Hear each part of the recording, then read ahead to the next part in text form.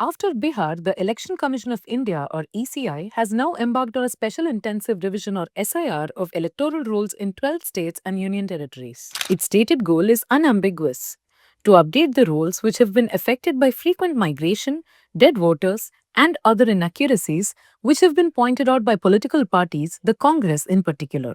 Yet, the experience in Bihar suggests that the process, as envisaged, could risk the disenfranchisement of a significant number of people.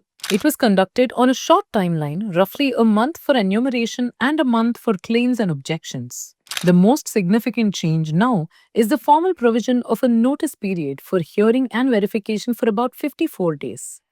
The hurried approach in Bihar produced glaring statistical anomalies in the final roll. The gender ratio fell to 892 women per 1,000 men from 907 in the pre-SIR roll, well below recent survey figures for Bihar.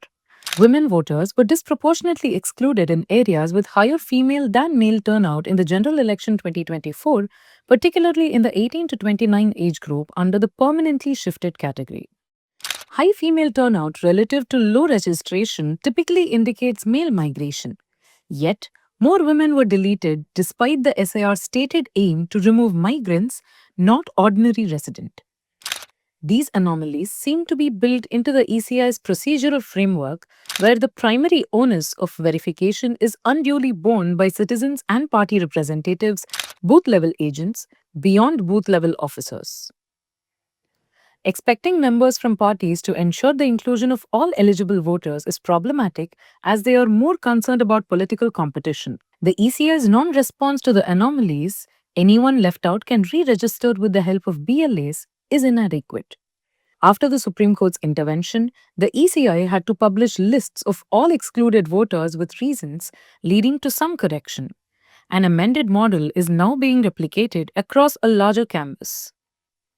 While the ECI's provision for BLOs to make 3 house visits is welcome, temporary migrants who might be absent during the enumeration window despite remaining ordinary resident, by law, could still lose out. The ECI's stated mitigation allowing electors to fill the enumeration form online is insufficient. This provision overlooks the digital divide and literacy challenges, placing an undue burden on voters who are not physically present to be assisted by a BLO.